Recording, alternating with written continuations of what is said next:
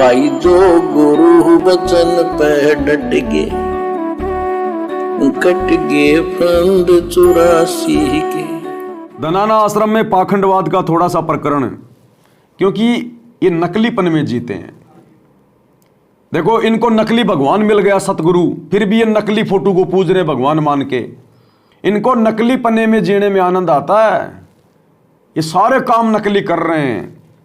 कबीर साहिब की कथा सुनाकर उस पाखंड पर स्वांग कराते, क्या आश्रमों के अंदर लहर तारा तालाब बना दिया, कबीर जी का झोपड़ा बना दिया नकली, मिट्टी का पहाड़ बना दिया नकली, जुलाओं का कुआं बना दिया नकली, लहर तारा तालाब बना दिया नकली, नकली रंगोलियां बना रहे हैं, नकली डेकोरेशन कर रहे हैं। इनको नकली पने में जीने में आनंद आता है।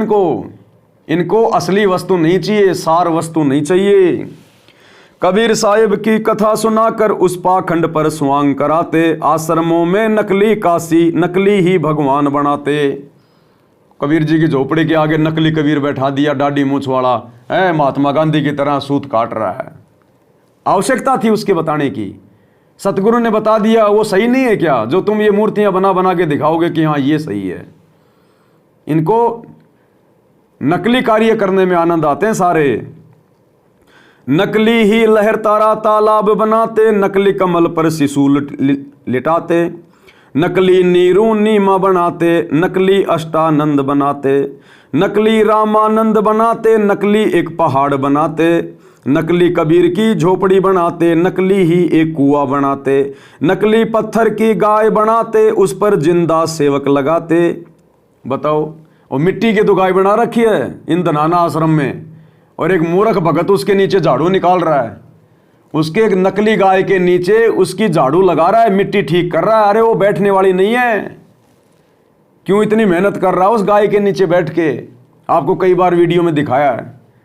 तो इन आश्रमों में आना चाहिए परमात्मा की चर्चा के लिए, महिमा के लिए, ज्ञान चर्चा के लिए, सत्संगति के लिए, और लगा दिया भक्तों को उन मिट्टी की गाय, बैल और गधों की सेवा में। और बाहर से पकड़ पकड़ के लाते हैं, कोई नया सरपंच, कोई पुराना सरपंच, कोई विधायक, कोई एमएलए, वो भी गधे ही हैं और क्या है?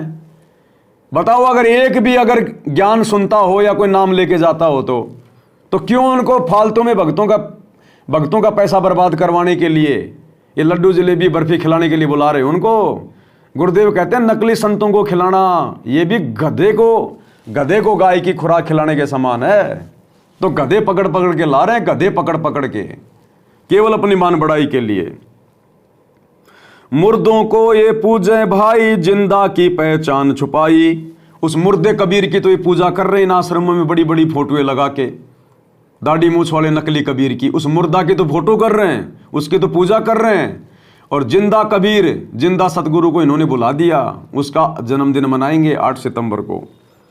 मुर्दों को ये पूजे भाई, जिंदा की पहचान छुपाई, गुरु रूप में साहिब प्रकट, मूर्ख संगत समझे नाही।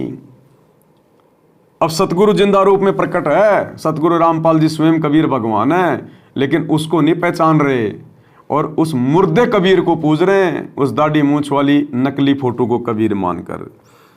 यो भी बैदा है बैदे से भेदा लेदा, बैदा क्यों जाना हम सतगुरु चीने न्यू जाना। जाट भवन पर करोड़ों रुपए का भक्तों का पैसा दे डाला, सदगुरु इनके घटिया काम पर कैसे खोले मोक्ष का ताला। अब सतगुरु कैसे इनको मोक्ष प्रदान करेगा? ये तो उल्टा नरक में जाने की तैयारी कर रहे हैं, नरक में जाने की।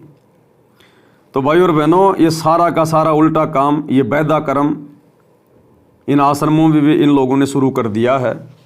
तो जिस प्रकार गुरुदेव भगवान हमें नकली शास्त्र विरुद्ध साधना करने वाले साधकों की क्रिया बता रहे हैं, उसी प्रकार से शास्त्र विरुद्ध शास्त्र अनुकूल साधना अपनाने के बाद भी, सच्चे सतगुरु के शरण में आने के बाद भी, सतगुरु का परिवार, ये कोऑर्डिनेटर और ये लाखों की नादान संगत आज भी अपने कर्म फोड़ रही है, सारे वैद्य कर्म करके, उल्टे कार्य करके, जो कार्य ना तो हमारे गुरुजी ने कभी किए और ना कभी अपने भक्तों को करने के आदेश दिए। तो इसको कहते हैं बैदा। जो गुरु वचन पे डट गए, कट गए फंद 84 के। कट गए फंद 84 के, कट गए फंद 84 के। भाई जो गुरु वचन पे डट गए, कट गए फंद 84 के, कट गए फंद 84 के, कट गए फंद 84 के। भाई जो गुरु वचन पे डट गए,